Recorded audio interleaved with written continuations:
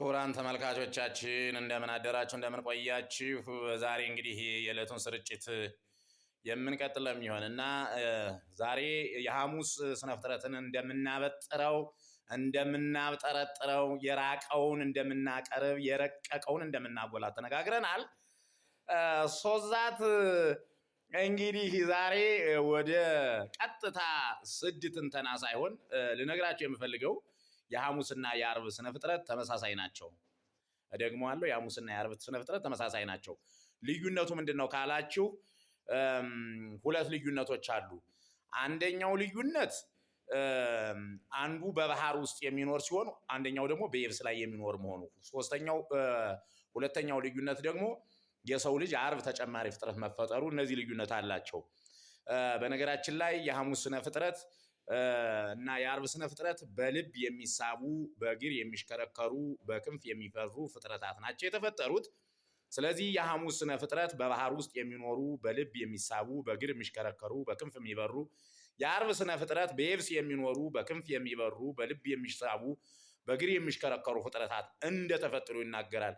እና የሚገርማችሁ ነገር አንድ ነገር አስጠንቅቆ የሚናገረው መጽሐፉም ሆነ ምሁራን የሚናገሩት በየብስ ካሉ ፍጥረታት በባህር ውስጥ ያሉ ፍጥረታት እጅግ በጣም ብዛታቸውም አይነታቸውም መጠናቸውም ግሩምነታቸውም አፈጣጠራቸውም አስደናቂነታቸውም በጣም የሚያስደምምና አፍን በእጅ ላይ የሚያስጭን መሆኑን ምሁራንም መጻሕፍትም ይተነትናሉ። ስለዚህ እነዚህን ነገሮች ነው እንግዲህ ተራ ቁጥሩን ይዘን የምንተነትን ማለት ነው። ስለዚህ እናንተ ሼር ላይክ እያደረጋችሁ የኢትዮጵያን ከፍታ፣ የኢትዮጵያን ምስጢር፣ የኢትዮጵያን ጥበብ፣ የኢትዮጵያ ኦርቶዶክስ ተዋሕዶ ቤተክርስቲያን ውለታ ለማሳወቅ ከፈለጋችሁና የእናንተንም ኩራትና በነገራችን ላይ የኢትዮጵያ ኦርቶዶክስ ተዋሕዶ ቤተክርስቲያን ብቻ አይደለም ሌሎች ሃይማኖቶችም ቢሆን ስነ ፍጥረት ነው እየተረጎምን ያለ። ሃይማኖት ትምህርት ሃይማኖት አይደለም፣ ስለ ሃይማኖት አይደለም እያወራ ስነ ፍጥረት ነው።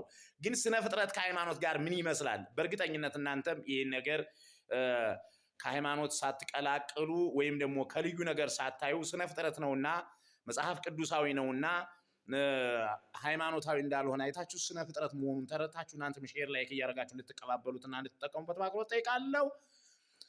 በተለይ መጽሐፍ ቅዱሳውያን ሃይማኖቶች በእርግጠኝነት ሙሉ በሙሉ 100% ተቀበሉታላችሁ እያምናለሁ። ምናልባት ቁርአናውያን ናችሁ፣ ቁርአናውያንም ብትሆኑ እናንተ ስነ ፍጥረትን ቁርአኑ ስለማይቃወም ስለሚደግፍ፣ በሌላ ላይ ደግሞ በቁርአኑ ላይ ምን ይላል መሰላችሁ?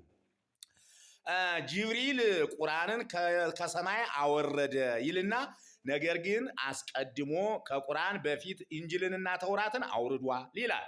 እንጅል ማለት ወንጌል ማለት ሲሆን ተውራት ማለት ኦሪት ማለት ነው። ስለዚህ ከቁርአን በፊት ወንጌልና ኦሪት እንደነበሩ የኦሪት መጽሐፍና የወንጌል መጽሐፍ እንደተጻፉና እንደነበሩ ከዚያም በኋላ ያን መሰረት አድርጎ ቁርአኑ እንደተጻፈ ራሱ ቁርአኑ ነው የተናገረ። ስለዚህ ቁርአናውያንም ቢሆኑ እንድትከታተሉ በአክብሮት ጠይቃለሁ። አለቃ ይባቢ ነኝ። ሼር ላይክ አድርጉት። እስቲ እንግዲህ መልካም ዋለች ይሁንላችሁ። በሰላም ያገናኘን ደግሞ ለነገ